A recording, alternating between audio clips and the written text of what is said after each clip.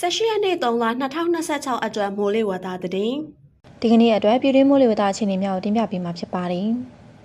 ဘင်္ဂလားပင်လယ်အော်အခြေအနေကတော့ဘင်္ဂလားပင်လယ်အော်အနောက်မြောက်ပိုင်းနဲ့အနောက်အလယ်ပိုင်းတို့မှာတိမ်တင်းဖြစ်ထွန်းနေပြီးကပလီပင်လယ်ပြင်နဲ့စံမင်္ဂလာပင်လယ်အော်တို့မှာတိမ်နှင်းငယ်ဖြစ်ထွန်းနေပါတယ်။ဒီကနေ့မိုးတဲ့ချိန်ဒီခန့်မှန်းချက်အနေနဲ့ကတော့နေပြည်တော်ရန်ကုန်တိုင်းဒေသကြီးပဲခူးတိုင်းဒေသကြီးအေရဝတီတိုင်းဒေသကြီးနဲ့ကယားပြည်နယ်တို့မှာတိမ်တင်းဖြစ်ထွန်းနေပါမယ်။ကချင်ပြည်နယ်မှာနေရာအနှံ့ပြစကိုင်းတိုင်းဒေသကြီးအထက်ပိုင်းတနင်္သာရီတိုင်းဒေသကြီးချင်းပြည်နယ်နဲ့ရှမ်းပြည်နယ်မြောက်ပိုင်းတို့မှာနေရာကျကျနဲ့ကြံတိုင်းဒေသကြီးနဲ့ပြည်နယ်တို့မှာနေရာကွက်ကြားမိုးထစ်ချုံရွာနိုင်ပါတယ်။ရွာရင်ရာနှုန်း80ဖြစ်ပါတယ်။မိုးတိမ်အောင်ဖြစ်ပေါ်မှုအခြေအနေကတော့တနင်္သာရီတိုင်းဒေသကြီးကရင်ပြည်နယ်မွန်ပြည်နယ်နဲ့ရှမ်းပြည်နယ်အရှေ့ပိုင်းတို့မှာမိုးတိမ်တောင်များဖြစ်ထွန်းလျက်ရှိပြီးအဆိုပါမိုးတိမ်တောင်များရွေးရှားရာနေရာတစ်လျှောက်မှာမိုးရွာသွန်းခြင်းနဲ့အတူလေပြင်းတိုက်ခတ်ခြင်းမိုးထစ်ချုံခြင်းမိုးကြိုးပစ်ခြင်းလျှက်စီးလက်ခြင်းနဲ့မိုးသီးကြွေခြင်းစတဲ့မိုးလေဝသဖြစ်စဉ်များဖြစ်ပေါ်နိုင်တာကြောင့်ကြိုတင်သတိပြုနိုင်ပါရန်အကြံပြုထားပါတယ်။